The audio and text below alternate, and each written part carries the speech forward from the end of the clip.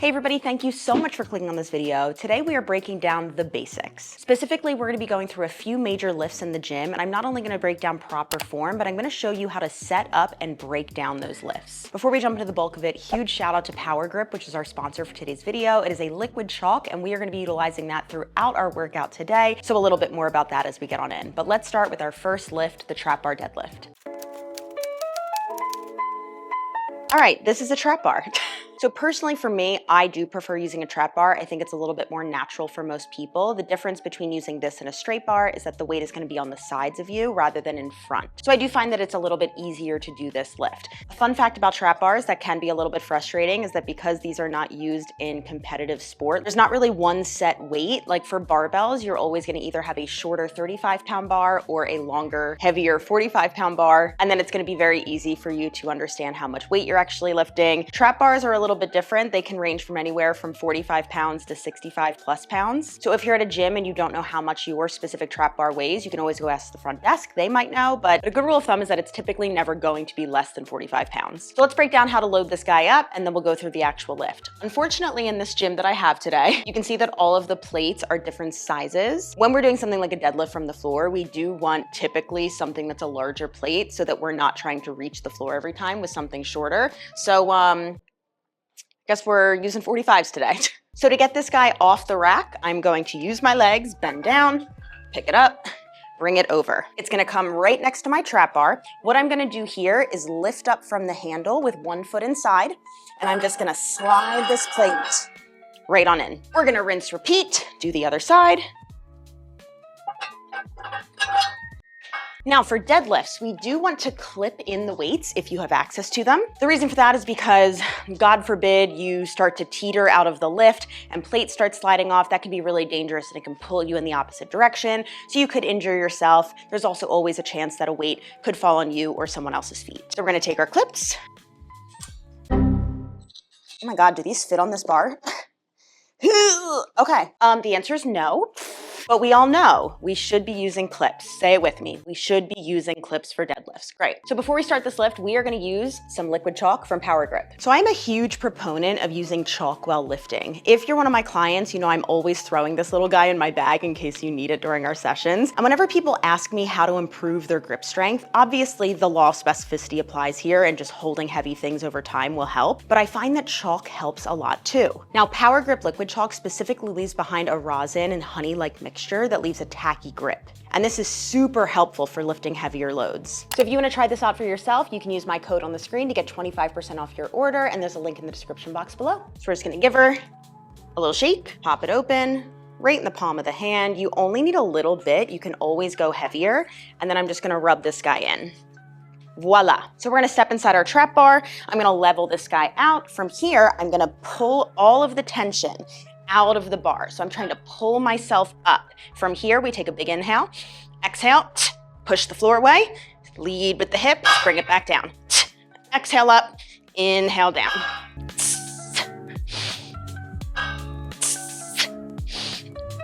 Amazing. You can see a little bit of residue, a little bit of calluses, but I felt super secure during that lift. So you're done with your lift. How do we get rid of these weights? This is my preferred method. I'm gonna take one foot inside. I'm gonna lift. Ideally, again, we have clips and we've taken them off, but I'm just gonna lift, take my hand, bring that guy in. Now I'm simply gonna step out, lift it up, use my legs, and that's that. Hello from inside the squat rack. We're gonna set up a squat now. So my preferred barbell squat is gonna be a front squat. The setup in terms of placement of the bar and weights are gonna be exactly the same. So let's break it down. These hooks right here, this is to hold your bar. So if you're doing squatting, you want to line this up with about your armpit height. So I'm gonna come right in here. This is actually pretty darn perfect. Let me see what it looks like one more up. I'm gonna go here. So to adjust these hooks, they're all gonna be a little bit different, but it typically requires a turn and a pull. Then you're gonna put it in and turn. Now, sometimes on squat racks, you'll see numbers. This one does not have numbers, which means that I will never actually line these up correctly on the first try. Nope. Yep. Now, once you have your hooks in place, you're gonna need to get your barbell up here. So a lot of people ask me, well, how do I actually get the barbell up onto the hooks without just like curling and pressing it up? While you can do that, I think it's a little bit more effort than you need to exert just setting up your lift. So I just do kind of like a little hang clean. So I'm gonna take my hands over grip on the bar, take a little hinge, use the hips to flip that bar, place it on up. Now, the other thing that you're gonna want if you're squatting inside a squat rack and you have access to it are safety bars. Safety bars are gonna be there in case you fail out of the lift. I'll show you how these are actually used and how to bail out of this lift if you need to, but let's finish setting it up first. Now, with the safeties, it's actually gonna be the same thing. You're just gonna turn and insert these into the hole that you need them in. That's what she said. We're gonna put on some nice modest weight. Now, with your squats, you do again want to be clipping in. The reason for that is even more so than with a deadlift where you can kind of get away with it. If you start to tip to one side and all of your weight falls off, you're gonna tip to the other side, potentially hurt yourself. Also, if there's people near you, you could potentially injure them by dropping weight on their feet. So we don't want any of that. Let's see if these clips, why do these clips not fit on barbells? Nailed it. It's just the trap bar is ginormous. Oh, is it this clip? Maybe it's just that one. Oh my gosh. Is it me? It's either me or the clips, but we got one on. This is the good one. So to get into this lift, we have a lot of different ways that we can front squat. We can do a full underhand grip. I prefer a 2-finger hook. You can also do the arms crossed on top, which never feels right to me because I'm always terrified I'm going to drop it. I will say that the underhook, whether you're using your full hand or the 2 fingers, is going to be a lot of wrist extension. So if you don't have that range of motion, I would say either choose this variation or maybe choose a different squat variation altogether while you work on your wrist extension. So to get into this guy, I'm gonna hook my 2 fingers. My arms are pretty much in front of my shoulders. I'm gonna scoop under and I'm loading the bar right on top of the meaty part of my shoulder. So kind of like a little shelf. So we're coming under, elbows are lifted high. I'm gonna step back into my squat stance, big inhale down, exhale to push. Inhale down, exhale to push. When I'm done with the lift, all I'm gonna do is walk through the bar, make sure I connect on both sides, drop it down. Ta-da! Let's fail out of it really quickly. We're in our lift. Let's say you're going for like some max effort or something just goes wrong and you can't get back up.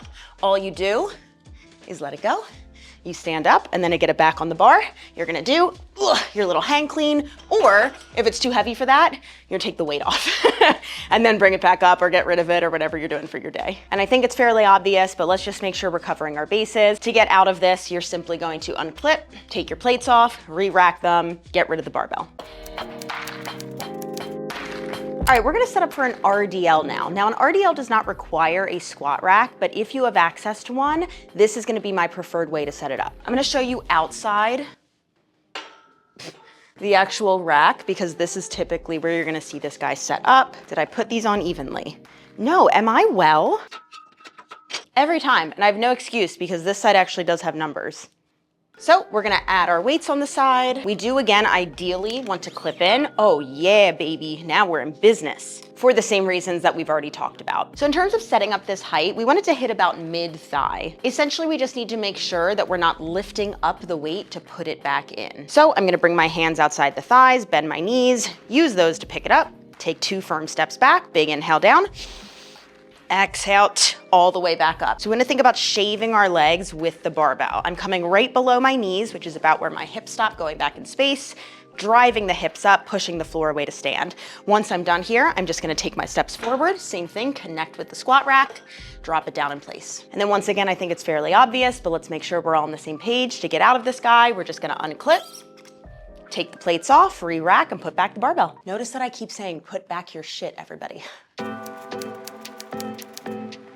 Now, before we break this down, I also want to note that this is going to be a great setup for something like a bent over row. Again, do you need a squat rack for these things? No. And I would say being cognizant of the space around you. If there's one squat rack in your gym and there's a lot of people there and you're using it just to do bent over rows, I would say, yes, obviously you have a right to be there. You have a right to use the equipment, but you can also do these with the barbell on the floor. So that's just my 2 cents. You can do whatever you want, but I would say be courteous to the people around you because you can't back squat squat or front squat without a squat rack, but you can bent over row without it. So anyway, this and RDLs are not only gonna be the same setup, but it's another instance where some chalk is really going to help with your grip. Lifting straps are obviously an option, gloves are obviously an option, but I do find that across the board, chalk is gonna solve a lot of the issues a lot better than these other modalities. So once you chalk up, you're gonna find the exact same setup as your RDL. We lift the weight, 2 steps back, we're gonna hinge it over, and then we row up to the belly button and down, up to the belly button and down. Once you're done with your rows, we just simply stand it up, walk into the squat rack, drop it down. All right, let's get it set up for an overhead press. So I'm gonna take off my barbell, bring it down to the ground. From here, we've got our J hooks, and we're gonna set this up in the same position we did for our squat, so about armpit height. So I'm gonna twist, take her out. Let's try here. That was actually pretty good. Can I match it on the other side? I should be able to, because there's quite literally numbers here. Yes, nailed it. All right, to get this guy up, again, we're gonna hang clean it. And then we're just placing it right on the J hooks. So to get into this lift, I'm gonna take my hands, slide them underneath the bar. I'm gonna lift up, take a step back. From here, all I'm doing is I'm pressing the weight up. I'm gonna lock out in this tall position, bring it back down. Notice that my head is kind of getting out of the way as I press up, but I'm restacking my spine at the top. Once we're done, we're just gonna walk straight into the bar, bring it down. And we're back inside the squat rack. So we're gonna be doing our final lift, which is a chest press. And a chest press is gonna be a little bit different setup from everything else we've done so far. Not only because we're laying down, but the safety mechanics are a little bit different. So let's talk about setup piece by piece. You can see that we have the safety bars in here. If you are chest pressing completely alone and you are doing pretty heavy lifts, you might wanna utilize the safety bars. The trick here is that you wanna find a nice height where they can actually catch you without inhibiting your range of motion. Because I'm not going super heavy, I'm gonna take these off just so they're out of the way today. But again, if you were going a little bit heavier, you would simply move these a little bit lower than you would have them for your squat because your range of motion is gonna be a little bit lower. Oh my God, this is like the heaviest bench ever.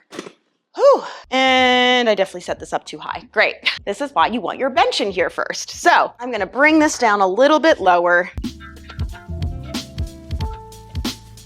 That was very graceful. So for our setup here, we essentially want our elbows bent when we're in this fully supine position because we're gonna have to press the weight up to actually get it off of the hooks. Now this lift is gonna differ from our others because I do not recommend clipping in. The reason for this is safety. Let's say you fail out of a lift and you don't have access to safety bars. The only way to get out of it is going to be dumping the weight side to side. But if you have clips on there, the bar is just going to lay on your body and crush you. Now a question that I get a lot is, well, Justina, if you're not clipped in, what if the bar starts to tilt and the weight falls off and then the other side, starts to pull you down? Yeah, there's definitely risk versus reward. This is definitely a situation where you really have to see how much weight you're lifting. Do you have a spotter? Where are you doing this lift? So there's a lot of things to weigh here. I would say for the majority of time when I am doing some sort of barbell chest pressing, it is not in a squat rack. It's at a basic standalone bench pressing station. So it does not have safeties. So for me, I'm gonna prioritize my safety and not clip in. Anyway, let's set up our lift. So if I had done all of this in order, what I would do is I would get down here, straighten my arms, and where I want the J hooks to be, mid-lower arm here. So I set that up perfectly on take 2. We want eyeballs directly underneath the bar. A big mistake I see is that people set up too far back and then they have nowhere to go with the barbell. So I've got eyes underneath the bar. I'm gonna take my hands wider than the shoulders. From here, I'm actually gonna scoop my shoulder blades underneath me. So I'm creating a little bit of space under my back. It doesn't need to be a crazy arch, but just a little bit of like a shelf, a little bit more support. My head, shoulders, butt, and feet are firmly planted. From here, we push straight up. I'm gonna bring the weight over my armpits. We're gonna inhale down.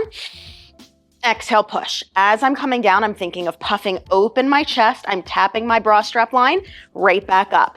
On that press up, we want to push the feet into the floor to help create a strong base of support. When you're done, all you're going to do, bring the arms back, connect, let it drop down. All right, so those are a few of the big lifts that you would be doing in the gym, utilizing barbells, utilizing some plates, and potentially even squat racks. Hopefully this video just gives you a little bit more confidence to go in the gym, try out lifts that you weren't really sure how to set up before, and understand the safety mechanics behind them. Thank you again to Power Grip for sponsoring this video. It definitely helped save my hands as we went through all of these demos. Make sure you hit that subscribe button so you don't miss out on future videos, and I will see you all in the next one.